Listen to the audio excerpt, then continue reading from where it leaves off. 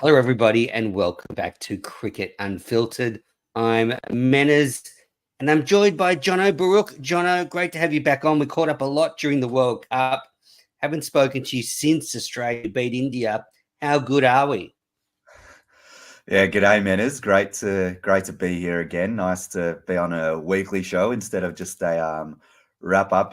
It's been great. It's been a great few weeks in Australian cricket. I think everyone's still reveling in the success, and I think finally this Australian men's cricket team's starting to get a bit of the recognition that they deserve over the year that they've had. It's been a wildly successful year, and I think slowly but surely the general public are starting to realise like it was a pretty darn good year for our men's cricketers. It absolutely was. A couple of notable disappointments, not winning in India, not closing out the Ashes, but, you take the totality of Pat Cummins and Andrew McDonald's work, and they've achieved so much with this team. And maybe in the past, I've been a little harsh on both of them. I still think some of my points hold up, but generally you have to say exactly successful year. At the beginning of the year, if you'd said World Test Championship, retain the Ashes, World Cup, you would have grabbed it with both hands. So we're going to get into all of that. Lots of news. There's been some further news on the World Cup win. So we're going to discuss that. Lots of local news. We're going to talk about the WBBL. We're going to also talk about the very low-key T20 series that's going on in India at the moment. And then we'll wrap it all up with Can't Let It Go. Before we get into all the headlines, Jono, I was lucky enough to have Nathan Lyon on the show this week. I really enjoyed talking to someone within the Australian team and actually being able to ask him some of the questions that have been concerning me about the team. What did you think of his answers? Yeah, well, anytime you can have a conversation with someone inside the four walls, you get an insight that you don't get anywhere else. I thought he spoke well. One thing I think every time I've listened to Nathan Lyon speak is he'll always give you an honest answer of how he's feeling. You can tell by his answers how much he loves playing for Australia and his passion for the Australian cricket team and how loyal he is to the team and to his mates within the team. So it certainly cut him that he wasn't able to finish the job against England, and it also cut him to a point that they were, in his words, an hour of madness from potentially doing something really, really special in India and really putting an exclamation point on what has been a wildly successful year. And you hear it in his voice that he believes that he can go around again and make it to another Ashes series in England. You've probably seen a little bit more of him in the Shield to see how he's tracking on the way home from his calf injury. So it looks like if he says he can be there, he's still far and away the number one spinner in Australia. But I loved his answers. I love how he was able to shed some light on the team environment and maybe explain to some of us back home what the thinking would have been behind the scenes, particularly. I know he wasn't at the World Cup, but in a World Cup scenario where they were 0-2, it was a bit panic stations back home. But Nathan was able to just say, like, yeah, they know what they're doing. So I think it put a lot of nerves and I think it calmed a lot of people down, not just the fact because they won the tournament, but the fact that it's just like there is a really, really good leadership in Andrew McDonald and Pat Cummins within the Australian cricket team. And it's a great leadership team for the now and the current incarnation of the team. Yeah, definitely. And a few things struck me as well from the interview. How much experience Nathan Lyon has now. I think it's undervalued how long he's been playing, how wise he is. And I've been lucky enough to speak to him at a lot of Shield matches and do press conferences with him. And I just got a sense in this one how mature he is and what an important leader he is within that team, although he doesn't have any official title. Just he brings an enormous amount of experience. He comes across as a very wise head now. He did say a few things that sparked my interest. Like I think I did prod a little bit about the English players and the English team, and I do think there is a real divide there between the two teams at the moment. You can tell he didn't want to really go into it, but certainly there's some animosity there, and I think it sets up the next series beautifully. So that was one thing that struck me. You speak about the leadership group of McDonald and Cummins. I've sort of, been thinking about how harsh I was on them. And I do think some of the things ring true. That I do think in test series or 5-day test matches, it is a lot more stressful on Cummins. And in fact, maybe, fast bowling skippers are more suited to a 50 over game where it's just one day.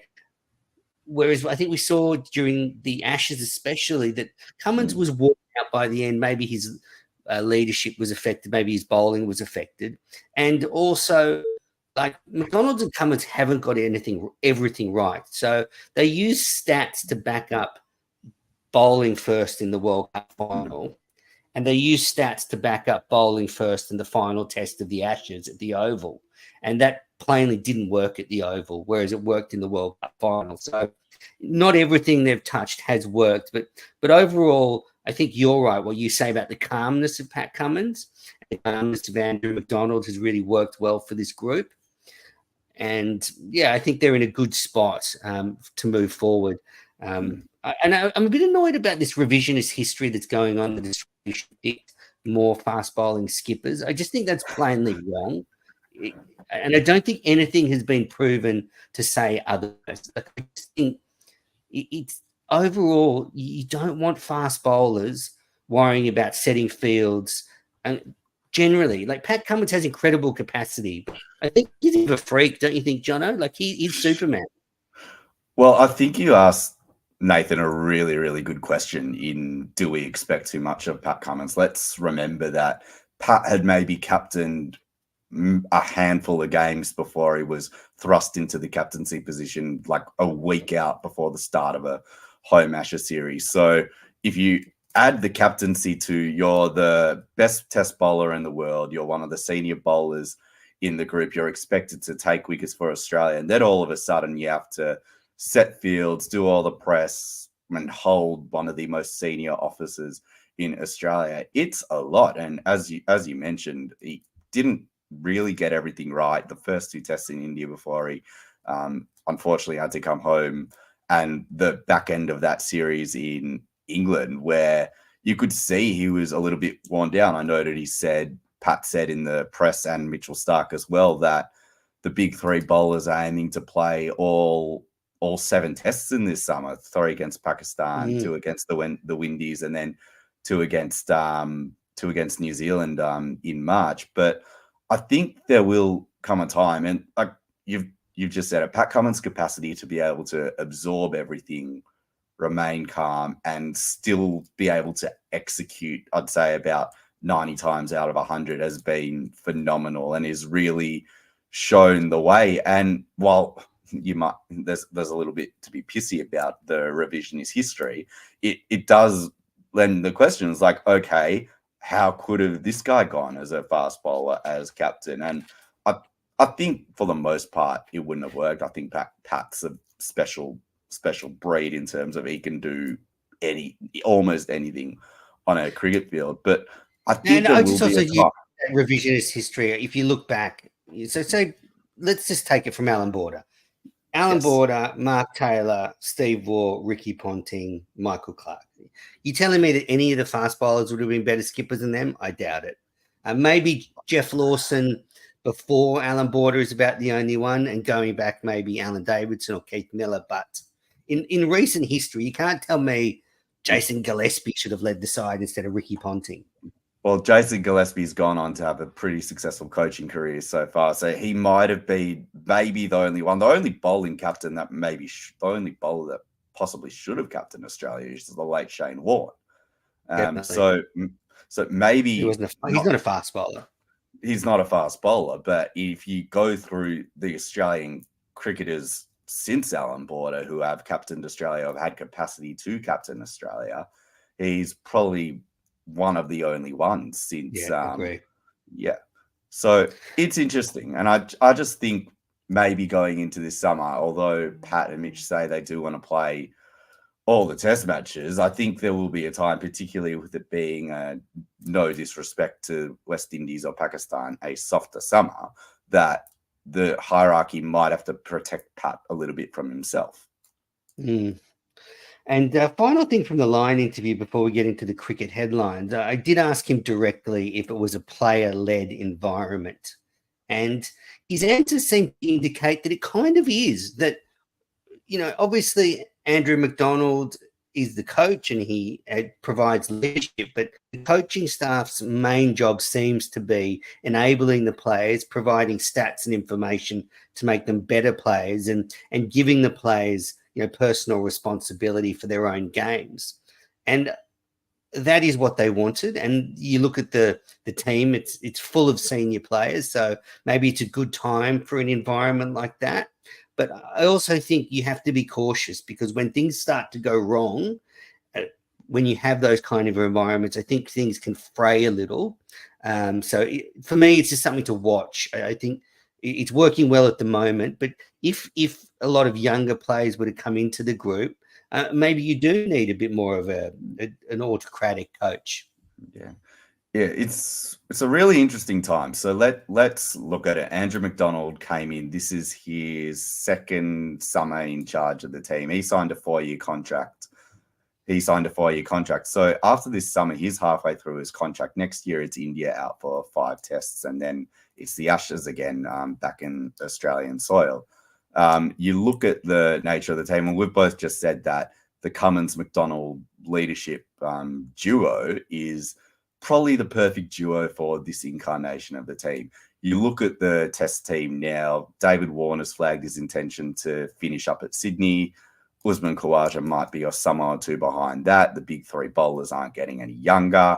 And there's going to be a lot of change and regeneration to this test team. No one quite knows what Steve Smith is going to do. So you're absolutely right. Maybe it is something to watch, particularly when McDonald's coming towards the end of his contract, and as the team regenerates over the next few years, maybe they'll need that little bit more of a hardline coach, maybe akin to what a Justin Langer was, maybe not as overbearing and as controlling as Justin Langer was, but maybe it is going to be something to watch, that as the team regenerates and goes into a new generation, that they might need a new generation of coach to go with it. I think the transition to Andrew McDonald has been the perfect one for the players, because it's kind of, he's been able to arm the players with what they need to know and the game plan. And then the players, they're all experienced enough to go out and execute and do it. So it's a right fit for now, but as we move on, it might be something worth changing. Indeed. Well, if you haven't listened to it, go back and download the Nathan Lyon interview from earlier this week. It's a good listen. All right, let's get into the cricket headlines, brought to you by Piccolo Podcast. And the World Cup was presented to the media at the Sydney Cricket Ground this week. So we had Pat Cummins and Mitchell Starc walk in with the World Cup, in both wearing the tightest jeans I've ever seen. Thought it was maybe inappropriate in the press conference to ask them if tight jeans were back in fashion, but certainly are, judging by our fast bowlers. Anyway, so it was a kind of low-key reception to Australia winning the World Cup. And, this wasn't a public presentation of the World Cup. There was people there watching the Sheffield Shield, about 60 or 70. So there's probably a couple of hundred people there to see the World Cup. But it has been an odd reception, hasn't it, Jono? The fact that the players are spread all over the place, there's been no public reception. And I feel like, say, for India is almost a little bit bitter about the way we're so complacent about this. I mean, they are in a deep state of mourning at the moment. And we're sort of just, oh, yeah, there's our 6th World Cup. India will find anything to be bitter about, particularly after their Australia came and crashed their party. But I think,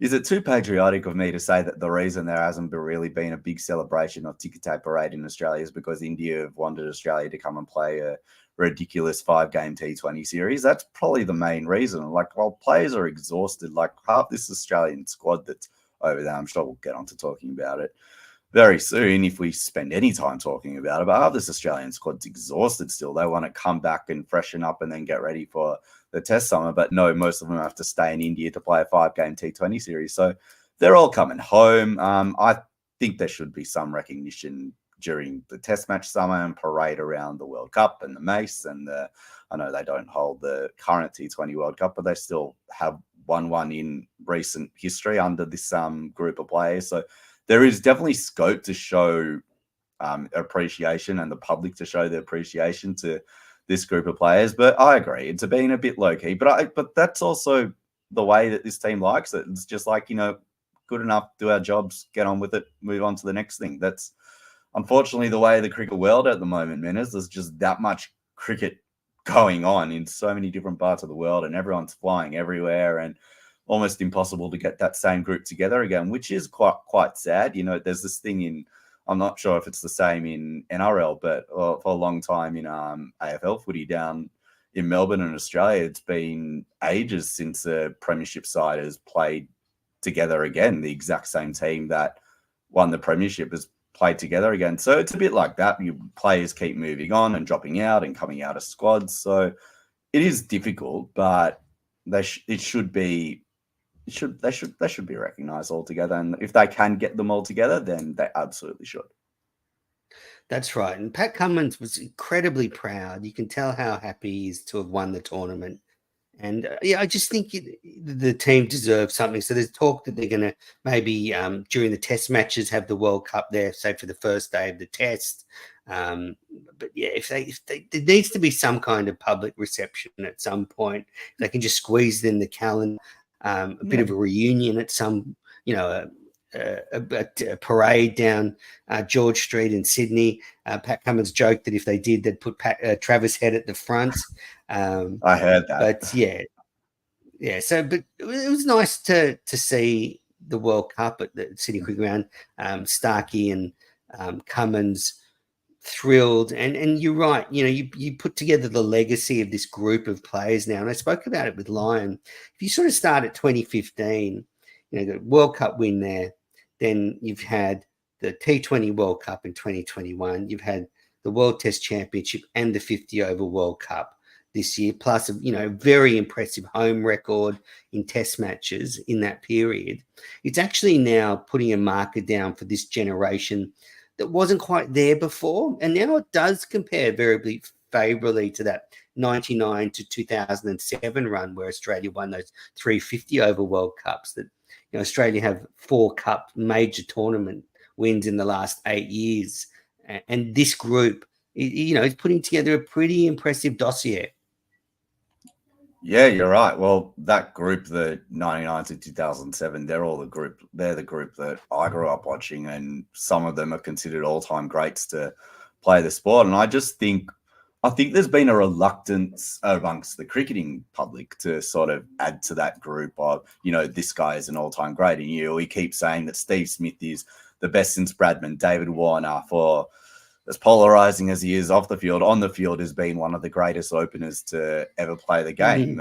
Mitchell Stark's got over 300 Test wickets for Australia. Is one of the best white ball bowlers in the world. I'm Steve Smith. I bang on about Mitchell Stark until the cows come home, but he's still underappreciated. But a lot of these guys, as you say, Menace, they're moving into all-time great territory of Australian cricket. And I love the bit that, just going back to the chat that you had with Lino, I love the bit that he said that he'd love to get in a room with every single member of the Baggy Green Club that's still alive and kicking and just have a chat with everyone. The stories that would be told in that room and the amount of wisdom and experience that you'd be able to have and garner from that gathering of players. And I'm not going to say it's exactly the same, but if you get a group of Australian cricketers who have had a big moment of success in an Australian cricket shirt, particularly over the last, since you say 2015, when Australia's been on this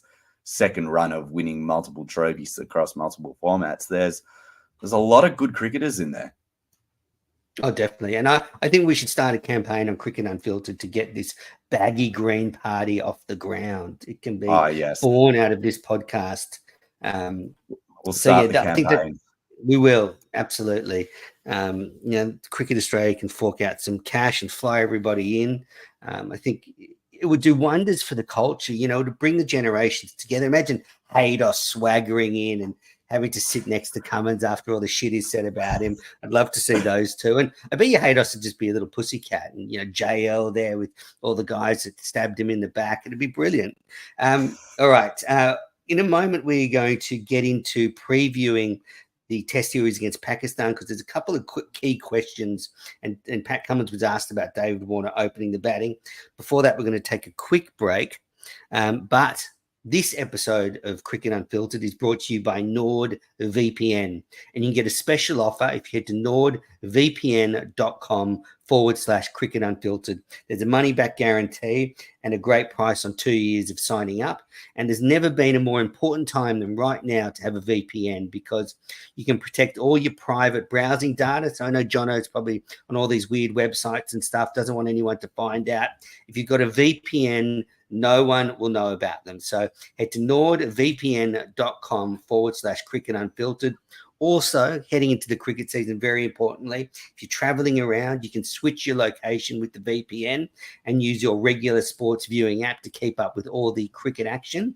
So you'll never miss a ball during the summer. So head to nordvpn.com/Cricket Unfiltered for peace of mind and to never miss a ball of the cricket. All right, we're going to take a quick break, and then we'll be back to discuss Warner's future in the Test team. You're listening to the Cricket Unfiltered podcast. I'm Menez. I'm with Jono Baruch. And Pat Cummins was asked at the press conference with the World Cup about David Warner's future in the Test team. Jono, it's a big question heading into the summer. Should he get the final 3 Test matches to play against Pakistan, or do Australia need to move on sooner? Pat Cummins was very non-committal about David Warner.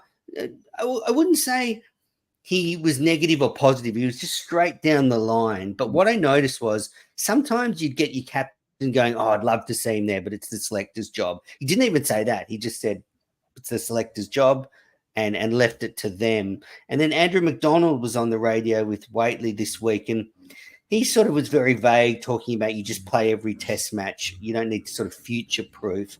So it's hard to get a read of what they're going to do with David Warner. What do you think, Jono?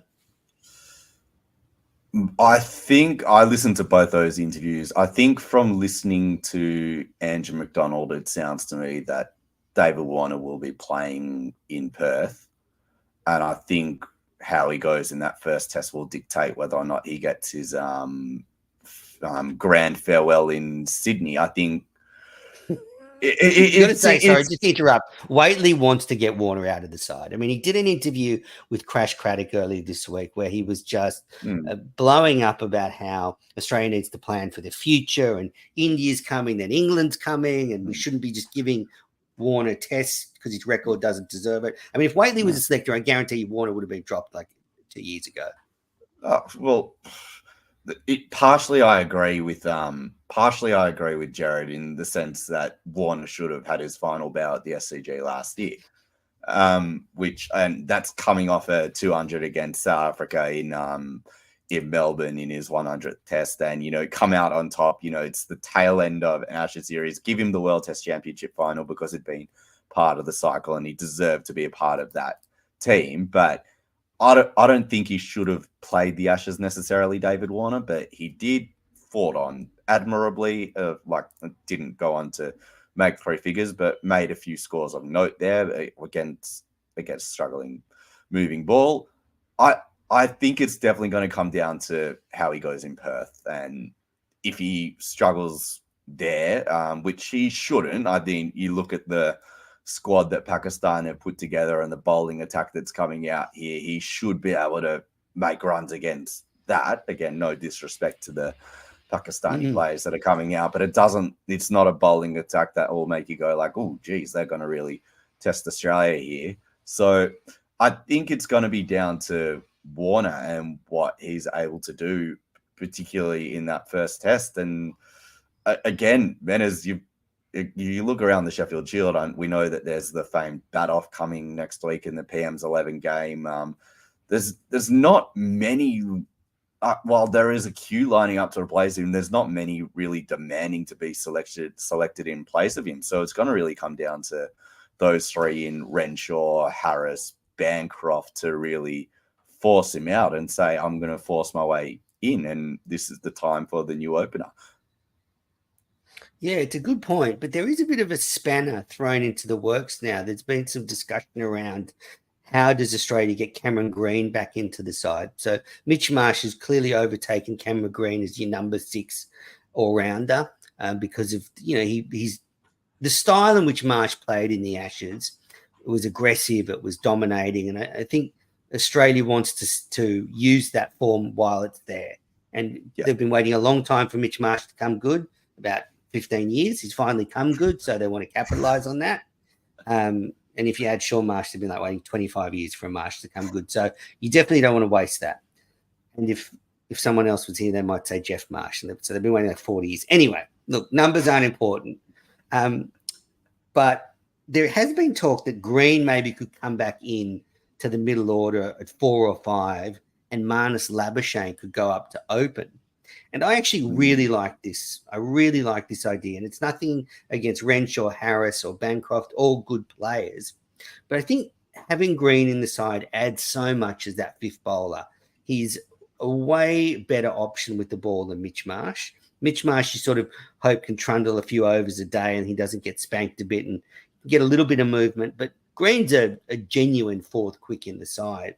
And if you had him at 4 or 5, I think that adds to the team, especially on Australian wickets where it's good batting conditions. You spoke about all the quicks playing all 7 tests. Well, having someone like Green there really makes that a much higher chance of happening, because he can bowl 10, 15 good overs a day if you need him to. So I actually think that we could see something funky either in the first test, if maybe they just go, sorry, Davey, we're going to pick Green, or at the end of the Pakistan series, say Warner makes his SCG farewell, that actually they put Marnus up to open, Smith to 3, and bring Green in. Do you like that option? I like the option of getting Cameron Green into the Test 11 every which way. I'm not sure moving I think it might be a way that they go. I don't think moving Marnus Labuschagne up to opening is the right answer, because I'm coming from the mind he's done so well at 3 in his whole Test career so far that if it ain't broke, don't fix it. My option that I wanted to throw at you, Venice. Yeah, give it to me. I've kind of discussed it with a few friends of mine this week, because we've also been discussing, because Mitch Marsh is the incumbent number 6, but you also can't really be wasting Cameron Green in the wilderness and the Big Bash, particularly in a summer where it's a chance for him to come in and really impose himself and set himself up. And we all thought probably up until now that, considering his history, that Cameron Green might have broken down by now and had another injury. But to his absolute credit, he's been incredibly durable since he started playing for Australia. And there's been such an investment in Cameron Green that you don't necessarily want him sitting on the sidelines playing Big Bash or running the drink. So you do want to be able to get him into the side. The option I had is Travis Head's become the most valuable Australian cricketer across all 3 formats over the last 18 months. We saw what he did in India at the top of the order. Left-handed dasher at the top of the order is what David Warner's been for the last 10 years. And I know Travis Head's been incredible at 5 and what has been able to do there, and just to be able to move the game along. But if you're looking for a like-for-like replacement for David Warner at the top of the order, why don't you shuffle Travis Head up from 5 to opening and put Cameron Green in at 5? In the middle order. Yeah, it's another good option. I don't mind it at all. It would come down to me sort of how Travis feels about it. I'd want to be speaking to him about how he would feel about that challenge, because I think his form in all formats has meant his opinion matters. And I think if he said, look, I prefer to bat in the middle order, but obviously he'd open if you asked him, then I think you'd probably look at another option, but a great idea. I mean, I think Marnus is your more conventional opener. And you're right, would you be better off having Khawaja and Head, because you've got Khawaja who's very patient and Head who's very aggressive. I like a left-right hand combination. I just do. I think it's underrated that how good it can be, because it does make the bowlers change their line. whenever there's, strikers rotated. So, Marnus and Kawaja battle a lot for Queensland. But yeah, I don't mind Travis Head. It's a good idea. Certainly something to consider. Get us off to some fast starts. Yep. So that's the main news about the Pakistan series. Moving on from that, there's also some news about the Big Bash. So the Big Bash starts this upcoming Thursday, December 7, with the Brisbane Heat hosting the Melbourne Stars. And what do you think of this, Jono? There is going to be a swathe of Test stars playing in that first game. So I'm just going to do a bit of Mad Manners here, right? This is what I can't friggin' stand. So all we've talked about for the last, 4 or 5 years is getting star power into the Big Bash. Health of Australian cricket is at stake. We can't get overseas players to come anymore. They're pulling out left, right, and centre. I've even stopped reporting on them because so many of them are pulled out. Rashid Khan, you name it, they're all pulling out.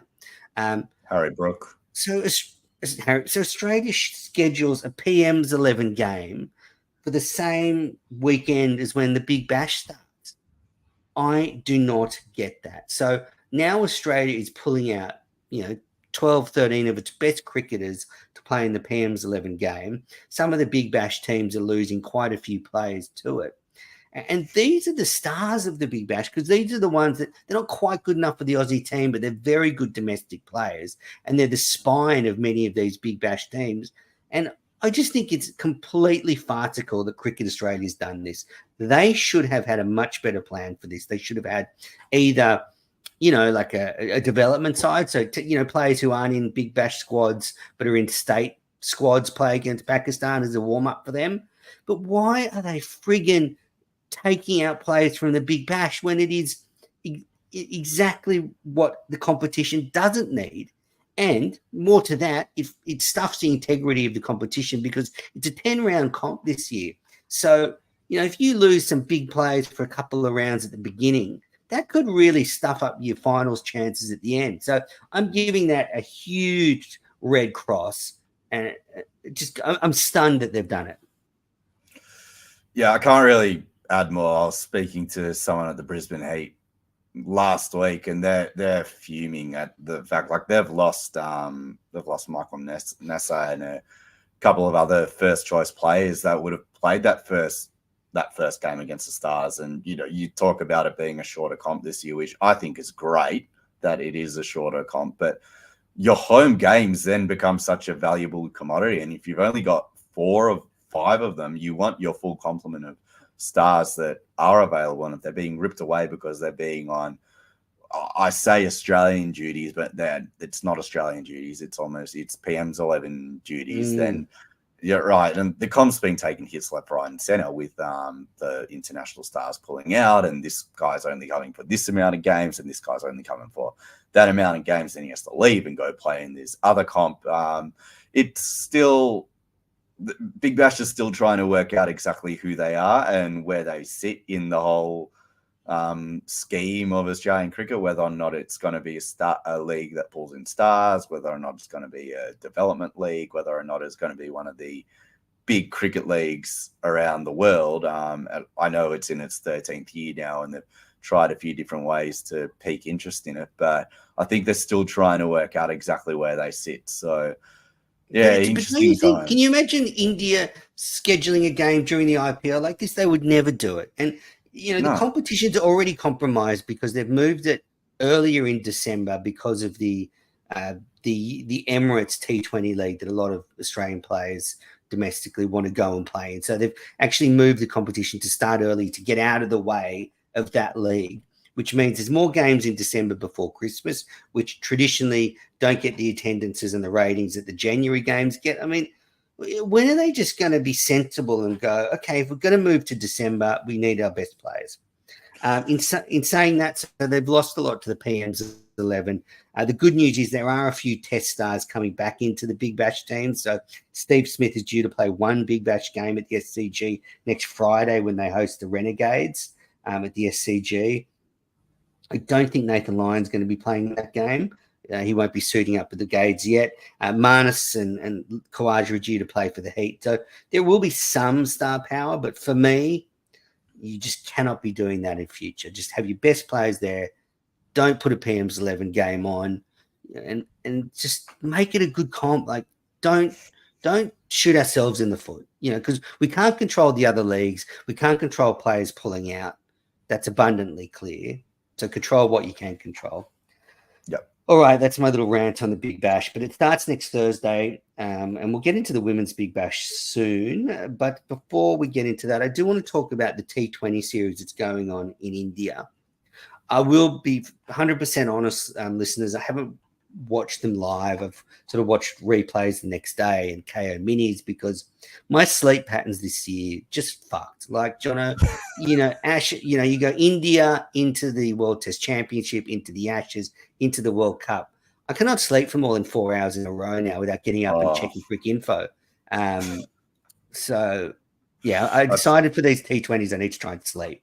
I feel that so much. It's been a year when I've just been nocturnal, thanks to cricket. But yeah, it's been I usually stay up a little bit later anyway. So I was like, oh yeah, I'll watch the first few overs. I was like, no, I can't watch this. I'll catch up with it in the morning. But it's I've coined it the A series T20 series because I think if you look through the teams and who each team is putting out there, that's kind of what it is.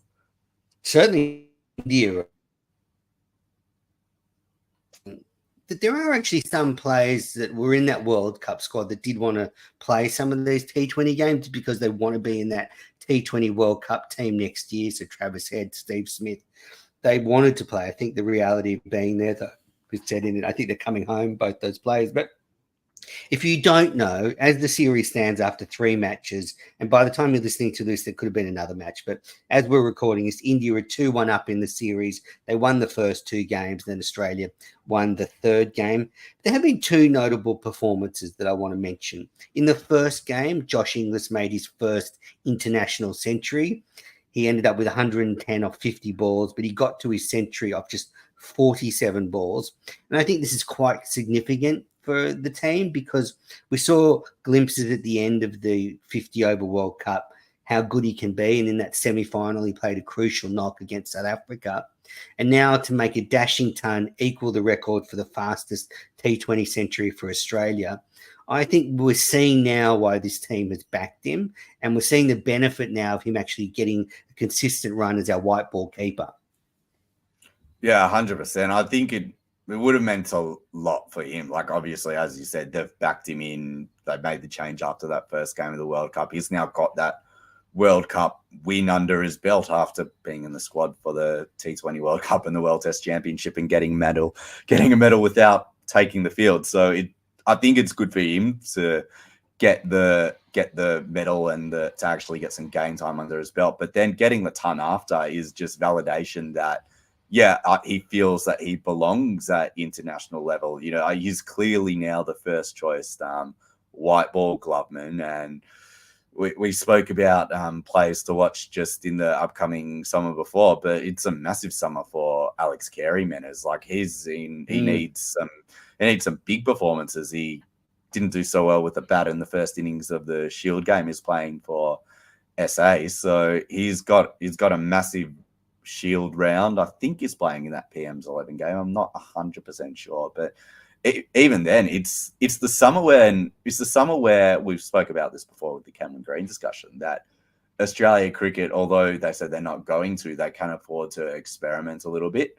And if they want to sort of get Josh Inglis in the frame to be that next long-term wicketkeeper for them, then that first international ton's going to do his confidence a wealth of good, just in terms of the fact that he can stack it up at international level.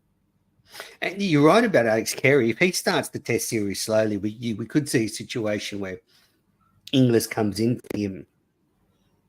No, 100%. I think we're getting the Test squad at the end of this week. They said after the end of the Shield round. I think we know who the 11's going to be. It's going to be the 11. It's going to be maybe an extra batter, a couple of extra quick bowlers, and that might be it. There might be another place for Inglis as a spare keeper, just in case they want to keep an eye on Alex Carey and see how he goes, and just say, like, you've lost your spot in the to other Australian teams, and it's like we want you to perform, but you're on notice. Indeed. All right. So the other notable performance in this T20 series was the third match. Australia had one of the best wins they've probably ever had in T20 cricket, in one of the most meaningless matches they've probably ever had. But it was quite incredible. Australia required 78 runs off their final 5 overs, and they were able to get the job done. Glenn Maxwell finished 104 not out from 48 balls. He scored his 100 off 47 balls, so equaled the record of Finch and Inglis of quickest T20 tons. And it was just an incredible performance. They were, as I said, 78 off the last 5 balls. Matt Wade is a legend. He batted well at the end there. He hit some boundaries and some sixes to keep Australia in it. But it's the highest T20 chase against India ever, 223. And off the last over, Australia needed 21 runs to win the game, and they did it. And that's the highest ever last over chase in a T20 international. And now Glenn Maxwell has 4 T20 international centuries, which is the joint most by any batter, joining Rohit Sharma. Just an incredible victory. And Tom Decent from the Sydney Morning Herald has got some stats here that in the last month, Glenn Maxwell has accumulated 467 runs of just 258 balls at an average of 116.75 at a strike rate of 181. Not bad. And he's now coming home now, but what a sort of mic drop as he leaves India. Maxwell ball forever. The man loves batting there. I think you'd say is 3 of those 4 T20 tons. I know he's got one at Belrive against England, but I'd say the other 3 would be in they'd all be in the subcontinent. A couple in India and one in Sri Lanka that he made that 145 off not many opening the batting. So he loves batting in India. Your mind wanders to what if he hadn't broken his leg and could have been fit for that test series, and you just hope that he gets that chance to play a bit more test cricket in the future. But again, like most of these players, we've always known of the enigma that Glenn Maxwell is and what he can be. But again, this is him putting his exclamation point on the type of cricketer that he has been and that he will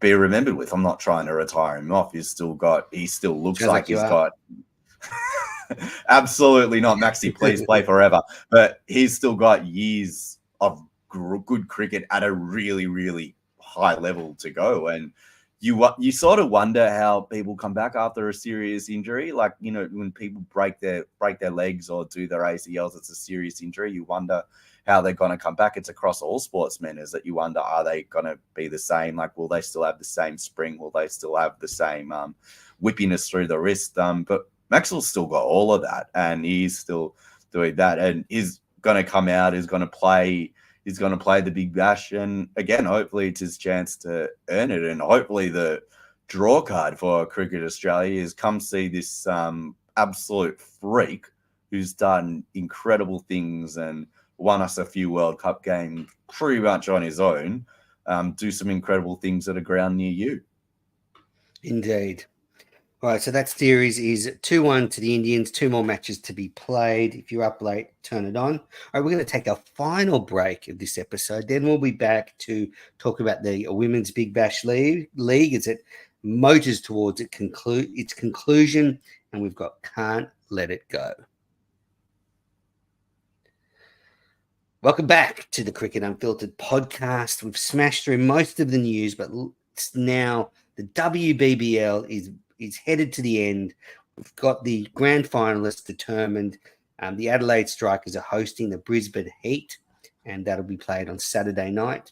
So that should be a very good match. In the qualifiers, the Brisbane Heat knocked out the Sydney Thunder, and then the Brisbane Heat beat the Perth Scorchers at home, and now Adelaide are hosting them in the grand final on Saturday night. Have you enjoyed the WBBL this year, Jono?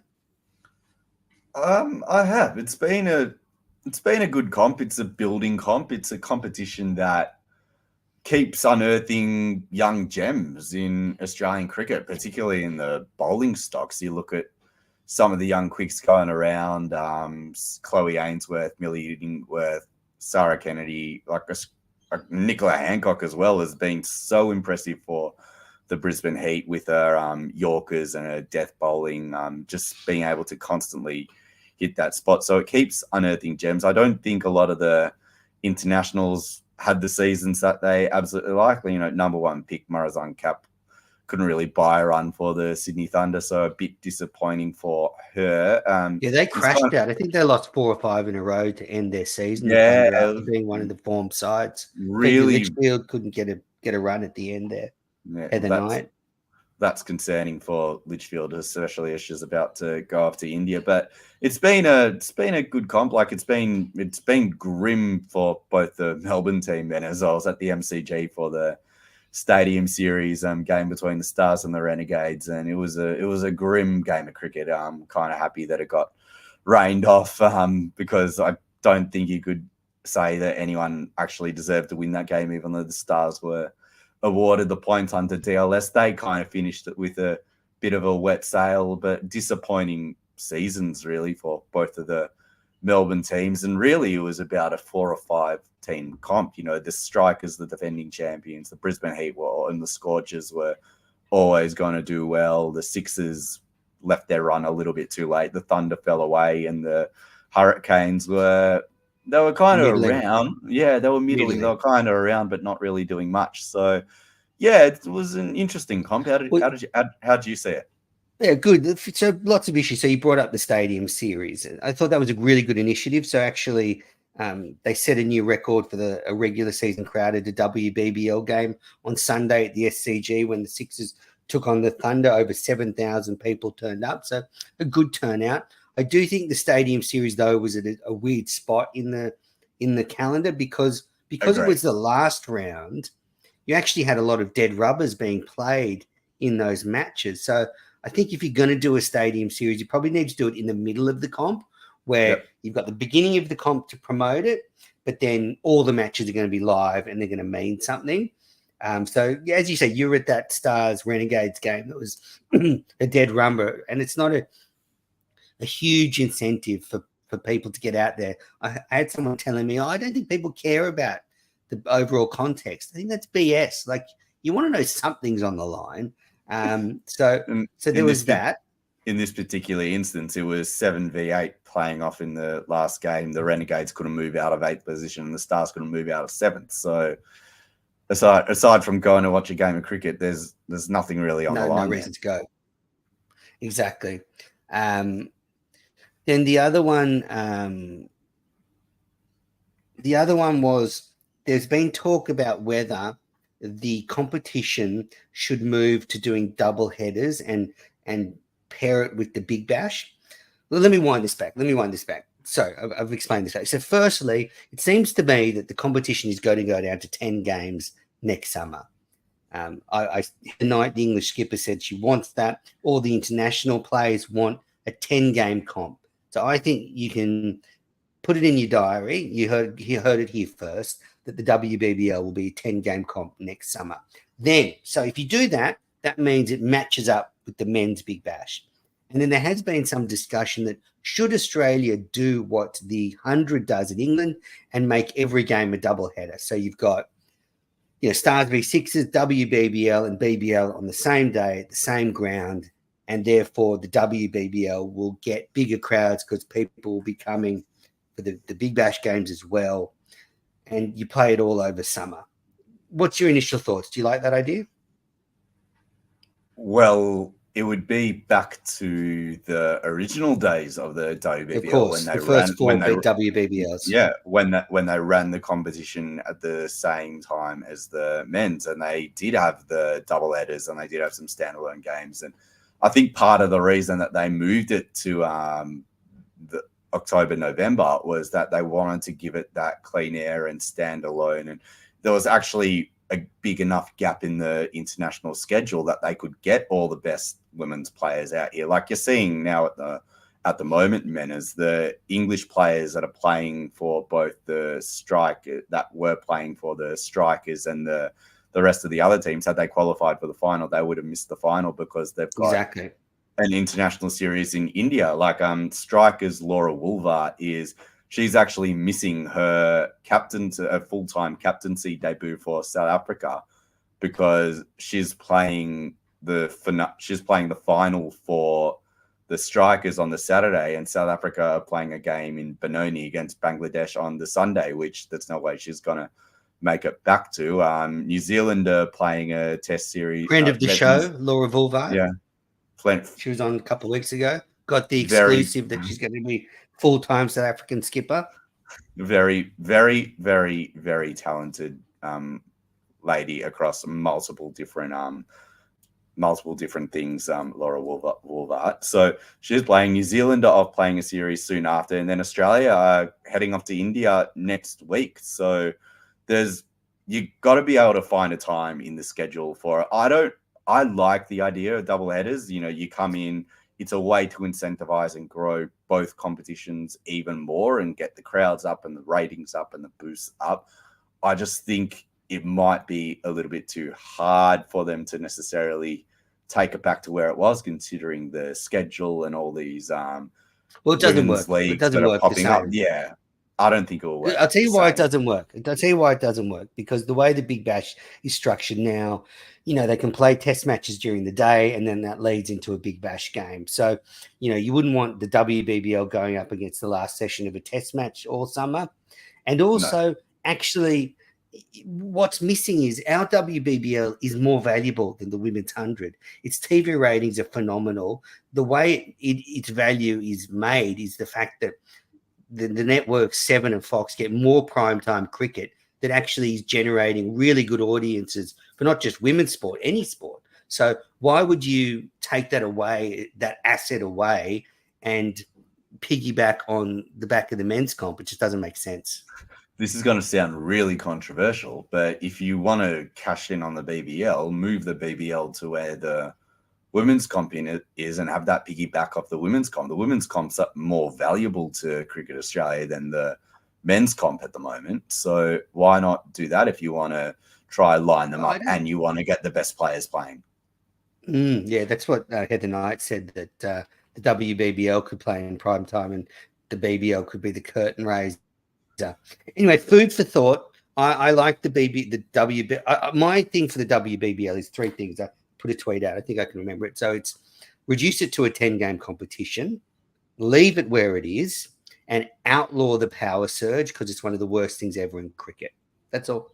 I think they're the main things that need to be changed. I don't think it needs to piggyback on the men's. All right. Now, just before we move on to Can't Let It Go, you mentioned that tour of India coming up for Australia. I guess the big announcement is who will be the permanent Australian skipper now that Meg Lanning has retired. That announcement hasn't been made yet. Have a listen to Elisa Healy on if she wants the job. I've been filling in the anticipation that Meg will come back, but at the end of the day, that's the decision for who the next skipper is going to be is up to the powers that be, and whether they look long-term, whether they look short-term, I'm not 100% certain on that. I've had a nice little taste of it, and yes, 100% I would put my name up, put my hand up to do it again if called upon, but that's for somebody else to decide. And that was Elisa Healy there, speaking at Northern Oval a couple of weeks ago. So it seems to be a decision between Elisa Healy and Talia McGrath probably for the permanent position of Australian skipper. I think they should probably go with Elisa Healy because of her experience, the fact that she's been doing it, and I think that'll be a smooth transition. And then, you know, if Healy retires in a couple of years, then you've got him to take over. But, you know, both good decisions, and you could see them maybe going for a younger player like McGrath, knowing that someone like Healy's there to support them. Yeah, it's interesting. I think if you ask my opinion, I think they will go Healy because of the reasons you just mentioned. She's done it before. She's had that experience as well, and she'll have the honour of being full-time captain of Australia before her career comes to an end. Talia McGrath's a captain in waiting, pending how the results go on Saturday. She'll be a 2-time WBBL winning captain, and she's definitely in that leadership group to take over the next generation. Let's let's also look at the Australian women's team, that it looks to be a team that is starting to regenerate and get that next generation of players in. You know, Meg Lanning's retired. Elise Perry's coming towards the end of her fantastic career. Ditto Elisa Healy. And so there will be players that will start to make these decisions in the not too distant future and try and map out what the rest of their career looks like. So whether or not you want to get Healy in for that transition, or do you want to say, like, let's just go all in on Talia McGrath to be that? And let's be honest, they're both fantastic options. They're both fantastic cricketers for Australia and will continue to be for Australia. So it's an embarrassment of riches there, really. Yeah, I find it strange that Elise Perry is never talked about as a leader for the Australian team. I think she's such a senior player, but yeah, not really discussed in those terms, probably because of her all-round commitments. Anyway, that announcement will come soon. I think you summed it up there. Pretty good options. I obviously love to see Healy get the job, friend of the show.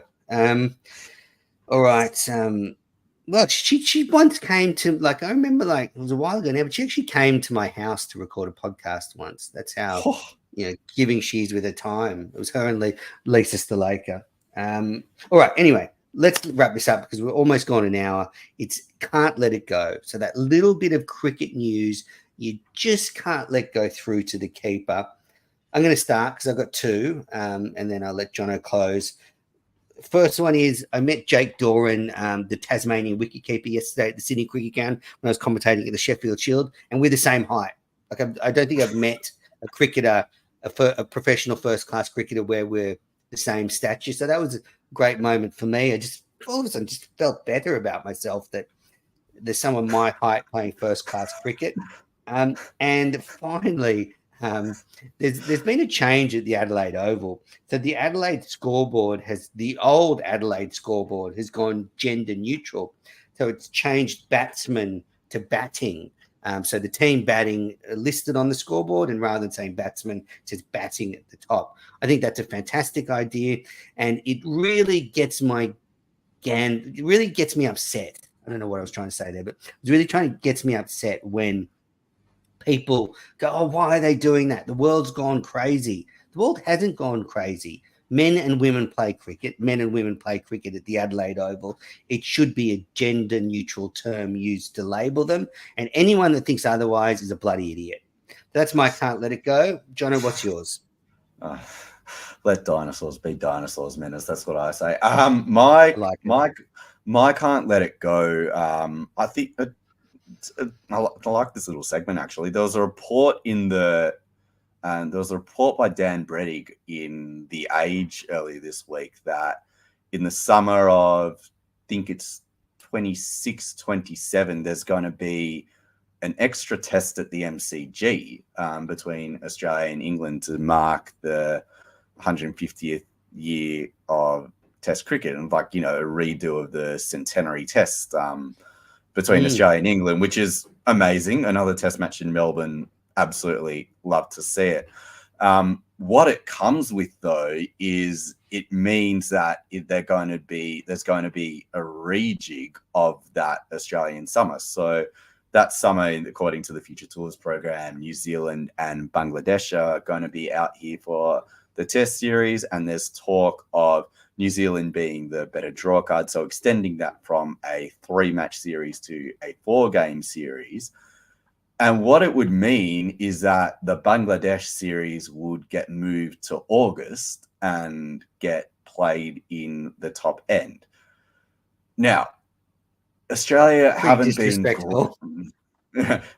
been great with the likes of Bangladesh and Zimbabwe in terms of inviting them out to play cricket. The last time Bangladesh allowed Australia to play a series that wasn't a World Cup was 2003. Zimbabwe were out here last year playing up in far north Queensland in some one days that you didn't actually know were on unless you went to go look for them. And the last time Australia played Bangladesh in a bilateral series was 2021. It was so out of sight, out of mind that you couldn't actually watch it here in Australia. It didn't get picked up by a TV network. So I ask you, Menas, what do you think means more to an Australian cricket public? If you want to play New Zealand in 4 tests over November, December, January, and sort of finish up with the New Year's test, would it mean more to the Australian cricket public to have 2 top-end tests against Bangladesh in August in, say, a Townsville or a Darwin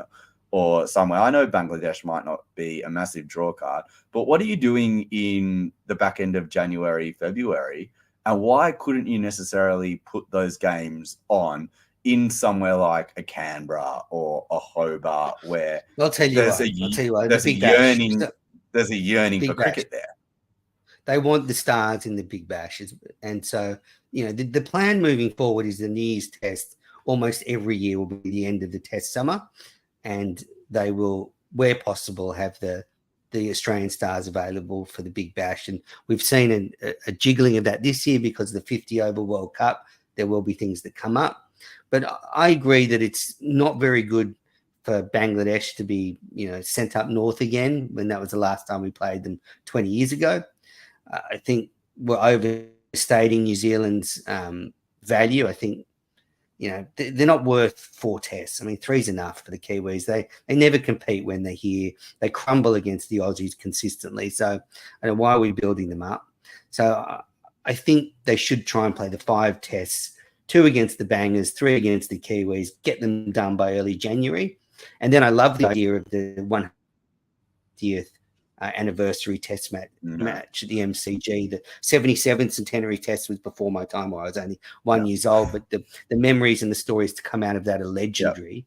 And I think that will be good going forward. Yeah, well, I must say the added point is the reason they might be sending them to the top end is because the Gabba will be out of commission because they're rebuilding it for the Olympic Games in 2032. So I think there's another year or 2 that the Brisbane Lions and Queensland will play there until they get kicked down the road, and they won't be playing in Queensland for a couple of years. The Fines Committee will be hitting you up after the show. All right, well, we've got to wrap things up. We've gone over an hour, but we'll see how that one plays out. I agree with you. Let's not shaft the Bangers this time. And you're right. There's a lot of great options. Canberra, Bellerive Oval. I mean, there's plenty of test grounds they could use, even if the Gabba's out. All right, Jono, where can the listeners catch up with you if they want to hear more of your cricket takes and AFL takes? Cricket takes, AFL takes, just random takes. Hit me up on Twitter at Jono Baruch. Looking forward to the test summer, Menace. Hopefully see you around the traps a little bit. Absolutely, and I'll see you on the podcast before then. It's been great to talk to you. And yeah, listeners, so never forget Jono's face when I met him for the first time at the MCG during the 20 over World Cup, and he was taking me for a tour, and he said Carlton's his AFL club, and I said, "Oh, do they play at the MCG? Is that their home ground?" And he just went white with my stupidity. All right, listeners, classic Sydney. Yeah, very much so. All right, listeners. Well, that has been this episode of Cricket Unfiltered. We'll be back next week. I've lined up a few guests coming on soon. Pete Lawler, Gideon Hay, Dan Liebke. So there's going to be a few guests coming on. It's book season, so it's a great time to get some guests on. But remember, rate and review the show. Please leave a rating for the show. Leave a review on Apple Podcasts. Follow us on Twitter at Oz Cricket Pod, AUS Cricket Pod. We're also on TikTok, Cricket Unfiltered. And if you want to become a valued patron of the show, head to the Patreon website and you can support the show there. All the links are in the show notes. Thanks very much for listening, and we'll be back next